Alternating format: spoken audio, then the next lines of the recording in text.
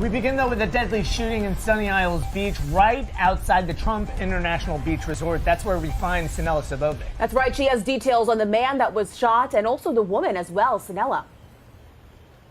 Well, Alex and Andrew, we have 3 very active scenes, 1 in Aventura and 2 here in Sunny Isles. We've learned that a man was shot and killed inside of a vehicle. That is where we are at right now. This is inside of a strip mall along Collins Avenue. I do want to get you to some video because witnesses tell us that this all began outside of the Trump International Beach Resort along, again, 180th Street and Collins Avenue, that there was some sort of altercation that took place between 2 rappers who were actually set to perform at the Rolling Loud Festival this evening. We've learned the altercation was between the entourages of NBA Youngboy and Grizzley.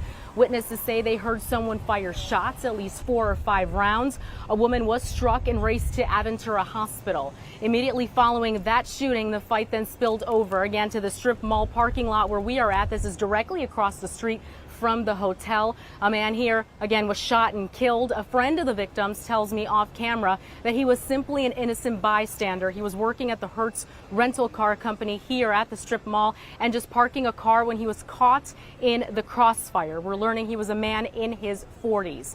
Then there is a third scene that is on the William Lehman Causeway. Aventura police say a person was shot and sustained non-life-threatening injuries. Investigators remain processing that scene as we speak, and they are working with the Sunny Isles Police Department to see if all of these shooting scenes are connected. And we spoke to people here at this very active strip mall, including a woman who works at a BurgerFi here. She tells us she saw terrified people racing into that establishment, ducking for cover following all of that chaos. Take a listen.